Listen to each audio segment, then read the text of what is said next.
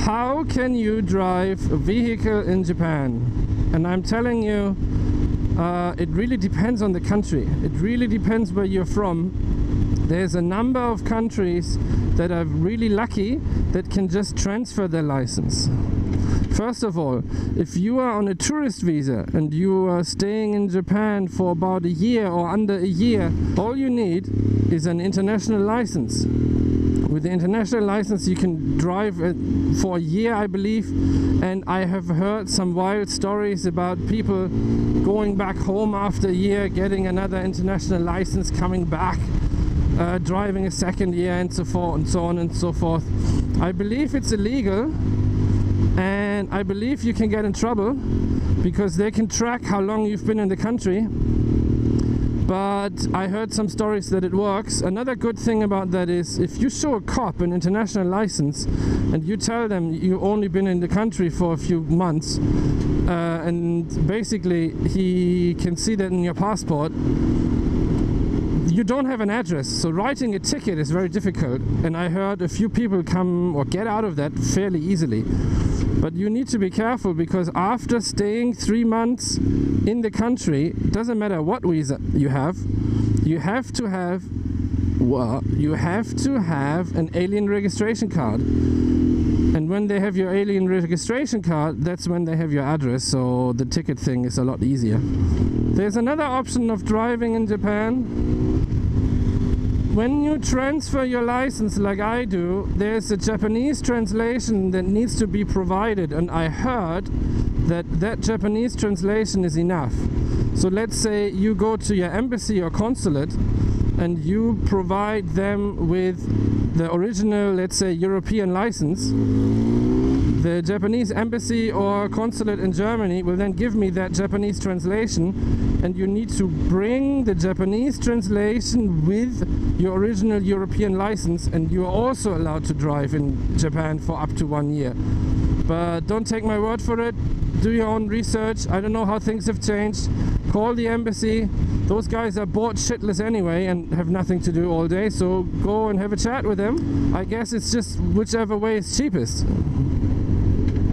Another thing about this whole mess is who can get the license and when. And as I mentioned before, it depends on the country. I can tell you Australia, England, Canada and Germany can transfer their licenses very easily. That's just from experience what I heard from my colleagues. But you need to make sure that you have had to have your driver's license in your country for at least 6 months, otherwise you can't transfer it to the Japanese one. I think they are trying to keep Japanese people from going to Europe, getting a license in 2 weeks, coming back and say, ta-da, I want a Japanese license. Because the Japanese schooling system and stuff is pretty expensive. The German system is pretty expensive too. I don't know which one is actually cheaper, but compared to some other countries, they would actually save some money. There is an interesting traffic light. Behind the bridge they have green, in front of the bridge they have red. Fuck this. So the country that I know can actually get to drive here, but they have to go through all kinds of hustle. Those are the Americans.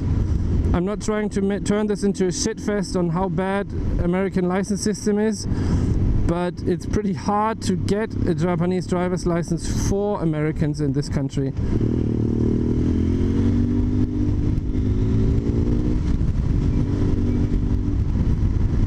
And I guess that has partly to do because the Japanese don't believe that your licensing system is good enough. So what you have to do, once again, 1 year international license is okay. You can drive on an international license. Once that license expires, you cannot get a new one other than you go back to your country, get a new license and come back. If that's legal, don't quote me on it. The next thing for you to do is to get a Japanese license, to transfer your license. But the problem for you is you have to drive in front of a tester and you have to do a written test on how to drive. For me, there was no such thing. The countries that I mentioned previously, Germany, Canada, Australia, etc., etc., all they have to do is get their license translated, and once the license is translated, you just go to the licensing system where I am going today. You do an eyesight test, you pay some money, you sit on your butt for an hour, and then they print the license and you get it. You get a handshake at the end and gambalo and don't kill yourself, which is pretty funny because some street rules are actually different that I learned later. And there's like a little pamphlet that you get about some signs with kanji on it, and they tell you what they mean. It's pretty funny. But I'm sorry, Americans have to go through a lot of pain to get their license, and also it's a bit more expensive.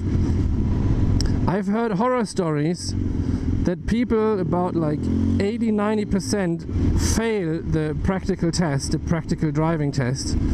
And it's not about being able to ride a motorcycle, it's being able to follow all these nitpicky rules that they have.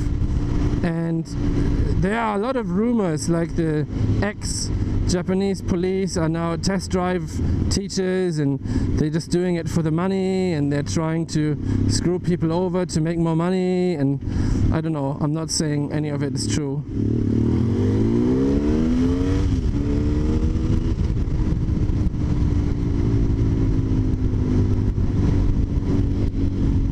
But anyway, let's see how things go today.